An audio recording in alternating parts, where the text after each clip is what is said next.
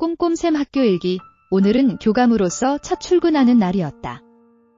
새로운 학교에서 교육과정을 디자인하며 학생과 교사를 위해 최선을 다하고자 하는 마음으로 가득 차 있었지만 한 기사 내용을 본 순간 모든 설렘과 기대는 산산이 부서졌다.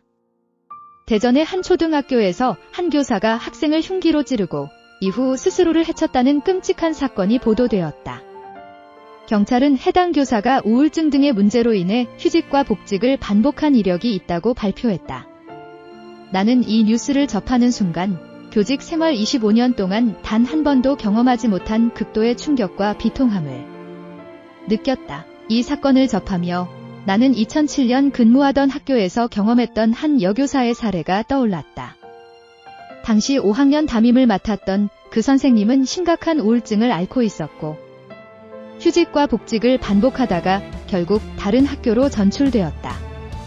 이후 그녀가 친오빠를 흉기로 찌른 사건이 발생했다는 소식을 듣고 나는 교사의 정신건강 문제에 대해 깊이 고민하지 않을 수 없었다. 그리고 20년이 지난 지금 학생을 대상으로 한 유사한 사건이 벌어졌다는 사실에 더욱더 가슴이 미어진다. 특히 내가 새롭게 부임하는 이 초등학교 역시 악성 민원으로 유명한 곳이다. 10여 년 전에도 한 신규 교사가 극심한 스트레스 속에서 생을 마감했던 사건이 있었다고 들었다. 그러한 기억들이 떠오르면서 나의 마음은 더욱 무겁게 가라앉았다.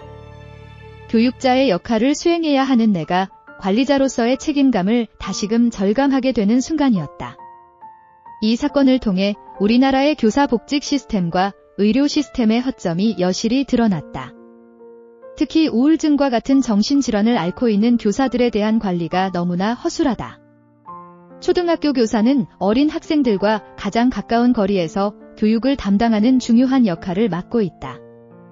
그러므로 교사가 복직하기 전에 정신건강에 대한 철저한 검증과 평가가 필수적이다. 단순히 의료기관에 진단서를 제출하는 것이 아니라 심층적인 정신건강검진과 지속적인 모니터링이 이루어져야 한다. 그러나 현실은 그렇지 않다의 많은 경우 교사의 정신건강 문제는 단순히 개인의 문제로 치부되거나 학교와 교육청이 제 식구 감싸기 식으로 넘어가는 경우가 많다. 심지어 복직 심사 과정에서도 실질적인 검증보다는 형식적인 절차만 거치는 경우가 허다하다. 이러한 시스템의 허점이 결국 오늘날과 같은 비극을 초래한 것이 아닐까? 학교는 단순히 지식을 전달하는 곳이 아니다. 학생들이 안전하게 자라고 배울 수 있는 공간이어야 한다.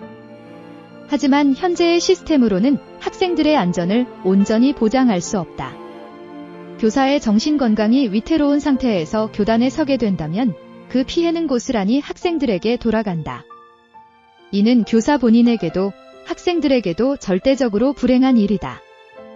이제는 더 이상 이런 일이 반복되지 않도록 철저한 검증 시스템을 구축해야 한다. 교사의 정신건강 상태를 면밀히 평가하고 복직 이후에도 지속적인 모니터링을 실시해야 한다.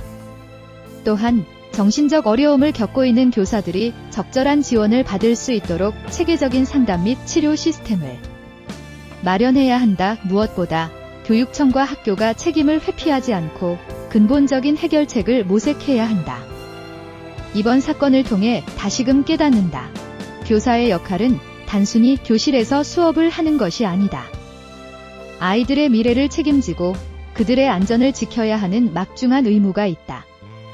그러므로 우리는 더 이상 이런 비극이 반복되지 않도록 철저한 대책을 마련해야 한다. 오늘도 나는 무거운 마음을 안고 출근길에 오른다고 하지만 그 무게가 헛되지 않도록 관리자로서 내가 해야 할 역할을 다시금 깊이 되새긴다.